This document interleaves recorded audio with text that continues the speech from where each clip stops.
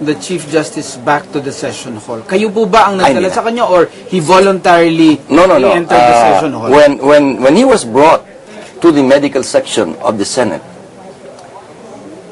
he was given a wheelchair. When finally, I think the defense lawyers asked him, he was brought inside by my security men. Tinutulak nila yung wheelchair. Ito po, nakikita po natin Ayan, kita mo sa yung ating security man po. mga TV screens. Ito po yung mga nakabarong ay security po yan ng Senado. Inaasistihan po Yung ang pagbaba, punong tingnan nyo. maestrado kahapon dito sa naging pag-walk out nga niya mula dito sa loob ng Senate Session Hall. Yes. Ang inyong order, sir, ay isara ang Isara. itong mga... Nung, Lahat kayo ng pintuan. Nung sila po ay pababa, did you feel that this was planned? Planado po ba yung galaw na yon na pag-exit, pagpunta dun sa... Na-sense nyo po ba yung ganong plano? No, frankly, I didn't. No. After all the things happened, no. And some of my people told me, sabi nila, sir, nung tumayo, sabi nila, si Chief Justice, gumalaw na yung sasakyan. Nagparada na siya doon sa dapat na normally yung mga senators when they go down there, yung sasakyan nila naghihintay na doon position na gano'n. In other words, he was already out of my parking area at that time. Correct. My parking slot. He was already there. So it was synchronized. Pagtayo niya from his witness stand, his car immediately parked, ready to leave. That is the assumption. Yun ang assumption, no? I cannot tell that gospel truth. Hindi ko masasabi yan. Kasi hindi ko alam talaga. Saka ko lang nalaman afterwards, eh. Alright. Sa puntong ito, doon sa kwento nyo, dinala na po siya sa clinic at sinuri ng ating mga medical staff dito sa Senado. Yes. Nakita nyo po ba itong naging pagsusuri sa kanya? Pag ano? Yung pagsusuri po sa kanya, yung... Hindi. Medical na nagsuri noon. I think, nung matapos na yung pagsusuri sa kanya, ng aming medical, nag-report sila sa Senate President. Yun, hindi ko na. Sir, we're showing you a video of the garahe. Okay? That I was not there. Ito po ay kuha po doon sa ilalim ng basement. Gumagalaw na po yung kanyang black vehicle. At this point, nakasarado na po yung mga doors na yan at ready na po kayong i-block. Oh, yes. Okay. No matter what you do, hindi ka makalabas. Kasi nakasarado talaga yung ano. Nakasarado talaga yung entrance Ito to the po parking. yung hallway na nabanggit niyo po, sir. Yan. So, hindi siya nakagalaw from where he was. Except nung magpunta siya sa medical section namin. Sa lahat po ng nangyari kahapon, ano po yung pakiramdam nyo? Ano po yung assessment nyo dito sa naging komosyon, sa naging pag-walkout hanggang sa pagbalik niya sa loob ng Senate session? Alam mo, ang nature ko kasi, I am a military man. I just follow orders. Kung ano yung marinig ko, i-implement ko to the best that I could. Ayaw ko kung paniniwalaan niyo ko, pero I was not forming any opinion at that time. Ang intention ko lang talaga is to prevent the Chief Justice from leaving. That's all. Kahit na yung impression na plinano niya ito, I couldn't even say that at that time. Well, of course, after everything has happened, you start thinking, oh nga, no? Ganun ka, but that's only, haka-haka mo na lang yun. Hindi na yun proven kasi wala ka nga dun sa area. But that was what was number one to me, to do what I was supposed to do. From us, sir, we think you have been doing your job consistently and you've done an excellent job making sure this process goes along very well. Congratulations po, sir. Thank you. sa inyong trabaho. I just had to do what I had to do. General Balahadja, thank you for your time. Thank you. Okay. Bye-bye. Alright. Samantala po ay tumungo naman tayo sa PTV Studios. Kasama naman po natin ang dating Senador Ines Aguisag para bigyan tayo ng kanyang analysis dito sa mga pangyayari kahapon. Magandang hapon po, Senador Aguisag. Magandang hapon po naman. Okay, Mr. Senator, ano po ang assessment nyo overall dito sa mga pangyayari sa Senado kahapon, dito sa naging salaysay ng Chief Justice hanggang sa pag-walk out niya? Well, kaninang umaga, sumulat na ako sa Supreme Court at sa Senado na obviously what happened was in contempt of the Senate. Kaya ano gagawin ng Senado? So my letter is there. On the other hand, naalala ko tuloy yung debate namin ni Senator Arturo Tolentino noong 1986. We all know Senator Tolentino, oldest school, had breathing. Eh, sinasabi niya, wala naman kayong katibayan, nananalo kayo. Kaya sinabi ko na lang alam niyo, ako sa Pasig, madalas manood ng tupada at sabong. Yun hong na-chopping manok o tumalilis, talo ho yun. Eh, yun ang nangyari dito. Dahil dito, lagi ko nga sinasabi, baka checkers performance ala Dick Nixon, si Rene, and would win over the people. But he blew it, meaning parang checkmate, o parang ang CJ, ibig sabihin, parang chicken justice. Dahil tumakbo Kaya siya, kung kailangan ma-hospital, magpahinga, let him relax and rest. If he needs years to do that, magbitiw na siya ngayon for his own sake and for the sake of the Filipino people. Senator, dahil magkakasama sila nung kapatid niya, the very widely respected Toti, dahil kinuwento niya na hospital daw, mukhang may problema yung dalawa sa kanilang kapakanan pansarili. Let that be served para din mapahinga na rin tayo.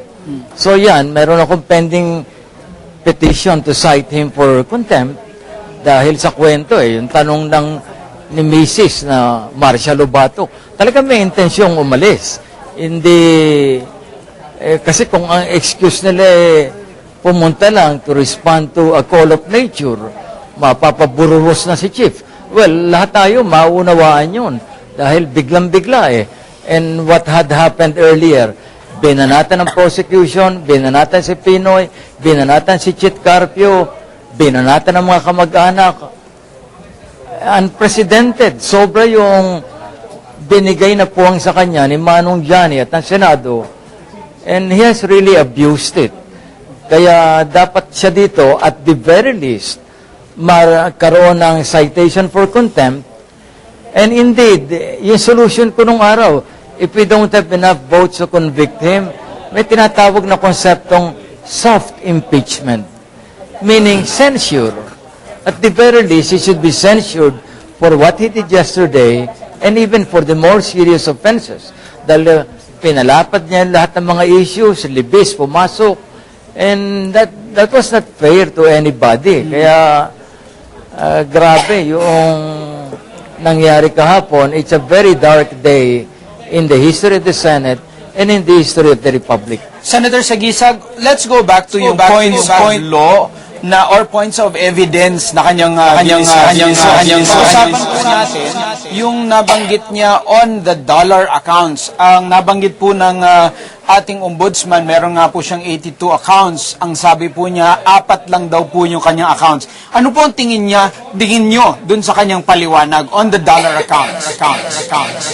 Cross-examine dahil maaring 5 accounts yan, maaring 6, maaring 12, maaring 82, pero hindi depensa yung you charge me with 82 murders. Nasabihin, belat, 5 lang ang napatunayan yung pinatay ko. Yun kaya dapat yun, makross-examine.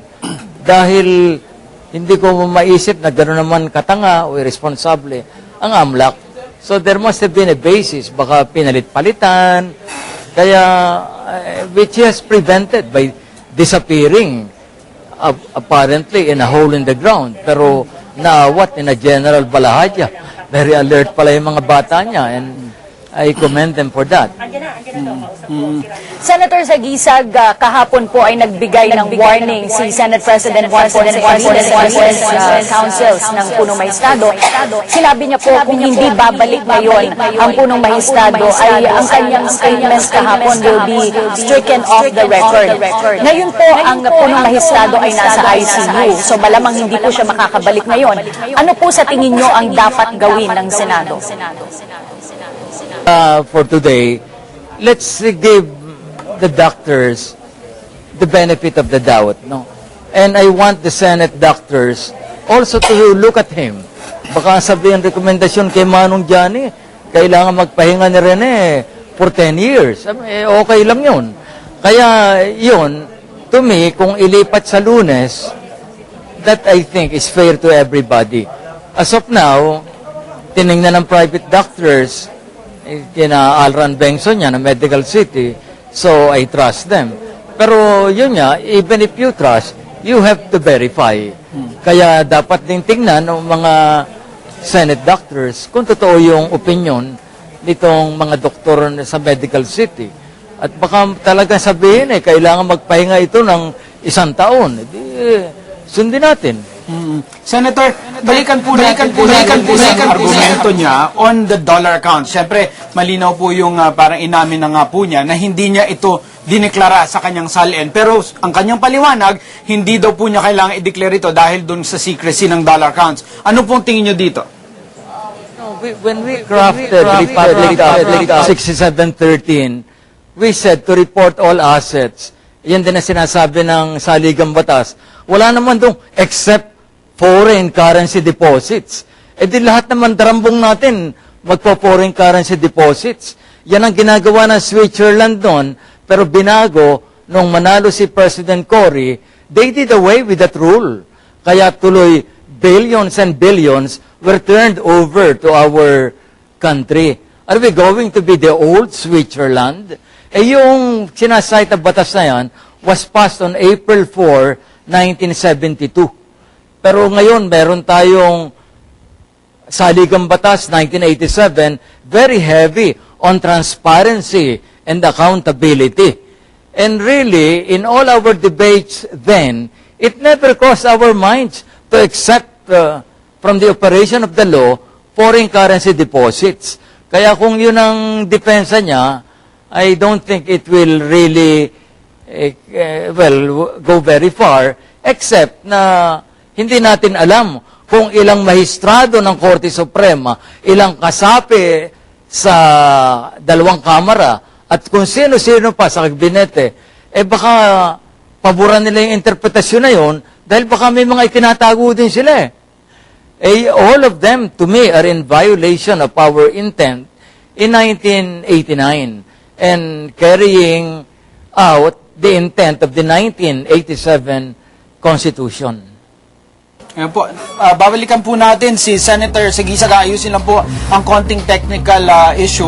Ang napakaganda nito, Cathy, dahil mismong si Senator Sagisag, who's part of the Constitutional Commission, yung gumawa po nitong konstitusyon na ito at nag-usap-usap na kung ano po daw yung wisdom or yung spirito behind the provision na nagsasabing dapat yung government officials or government employees should declare their assets and liabilities sa kanilang salin. Sinasabi nga niya, Mark, wala naman daw nakalagay doon sa batas na hindi kasama ang mga dollar accounts. Nakalagay daw doon ay all assets. Meaning, kahit dollar o peso man, ay according to Senator Sagisag, dapat idineklara. Nabanggit ni Senator Sagisag na meron siyang final na motion para i-cite si Chief Justice in contempt. At tingnan po natin kung ano magiging resulta nito at ruling ng impeachment court. Samantala, tunguhan naman po natin ang ating kasamang si George Bandola live mula sa Medical City kung saan po nakakonfine ang punong maestrado. George, anong pinakahuling ulat dyan? Kasi ang pinakahuling balita dito, ayon dito kay Ann Ruth de la Cruz, ang Corporate Communication Manager ng The Medical City dito sa lungsod ng Pasig. Umalis na kanina past 12 itong si Defense Lead Counsel Serafina Cuevas kasama yung kanyang anak na si Attorney Manny Cuevas. Samantalang dala na rin itong si Senate Dr. Mariano Blancha ang medical report na nitong si Chief Justice Renato Corona. Kanina sa isinagawang briefing dito sa Medical City sa lungsod ng Pasig tungkol nga sa kalagayan medikal nitong si Chief Justice Renato Corona, humarap sa media itong sila Dr. Michael Villa, ang endocrinologist for diabetes, itong si CJ Corona, Dr. Eugenio Jose Ramos, ang Senior Vice President for Medical Services Group ng The Medical City, Dr. Marian Almihar at Dr. Mariano Blancha.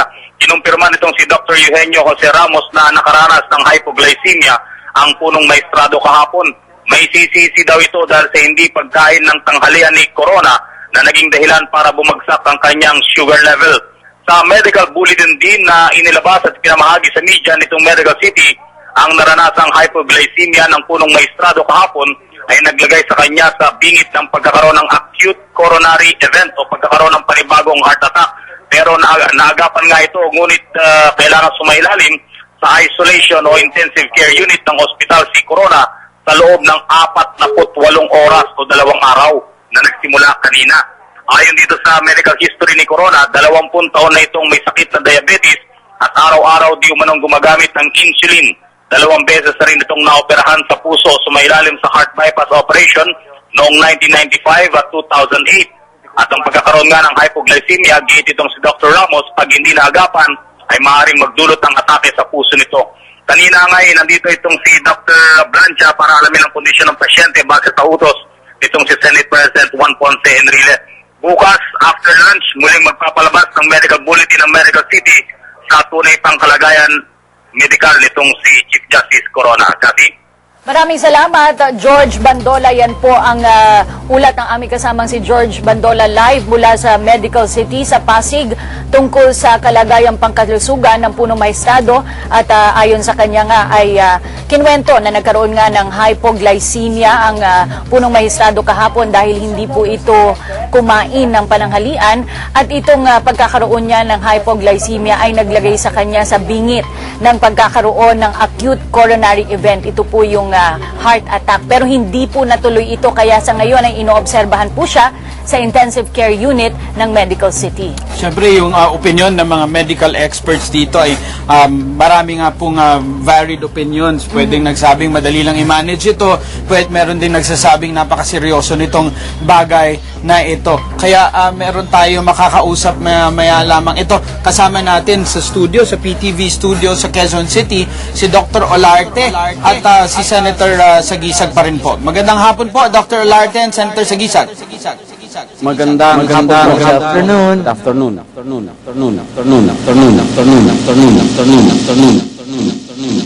Pakipaliwanag po itong, siyempre yung hypoglycemia, pakipaliwanag po kung gaano kadelikado itong karamdaman na ito. Ang hypoglycemia isang complication ng pasyente na diabetic. Kung halimbawa mababa ang kanyang blood sugar, then this will cause hypoglycemia. Kung mataas naman ang blood sugar, it will cause hyperglycemia. Pero ang ating topic is hypoglycemia, so this means to say that blood glucose is low than what is normal. Okay, Dr. Olarte, sinasabi po sa medical bulletin ng punong maestrado na dahil po sa hypoglycemic episode kahapon ay naglagay po ito sa bingit ng acute coronary event sa punong maestrado. Ito po bang pagkakaroon ng low blood sugar given the medical history of the patient ay talagang maaring maging sanhi ng atake sa puso? Opo, because in the first place, si CJ Corona is a diabetic. And ang diabetes po kasi ay nagkakaroon po ng complication sa blood vessels. So, kung meron siyang coronary artery disease, at his age, which is a common disease also, and can be due to a diabetic disease, malamang pagka magkaroon siya ng hypoglycemia, a cardiovascular incident may happen. And it is better that a prevention should be administered if symptoms already of hypoglycemia are present. Well, Yes, Dr. Ate, ito lang from a lawyer to a doctor. Ang siyempre interest ng bayan dito, Cathy, ay kung paano matuloy itong trial na ito. At dahil minanduhan po itong si Chief Justice na bubalik for cross-examination and clarificatory questioning ng mga senador. Sa tingin nyo, base po sa narinig natin sa balita, mga ilang araw po, kung totoo po talagang meron siyang ganong seryosong karamdaman, magiging normal ang kanyang kondisyon? Well, kung hypoglycemia lang po yan, intake of fluids containing sugar or glucose will immediately restore the glucose level in the blood to normal. Kung bibigyan siya ng itong mga canned drinks, no, mga soft drinks or juices which contain high sugar, babalik po yung kanyang normal blood sugar and magiging malakas na naman siya. But if there is a concomitant cardiovascular disease, which according to the doctors, CG Corona has. And in fact, I heard that he underwent or he was a patient many years ago and underwent 2 bypass operations. And if that is true, then of course a cardiovascular incident is higher in the presence of hypoglycemia.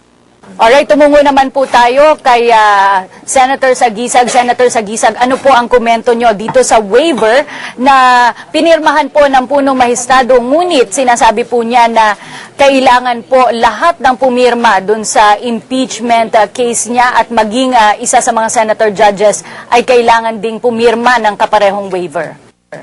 Well, sa madumi kong isip, ang intention talaga, hoping it was a condition that will never be met. But he's the one on trial.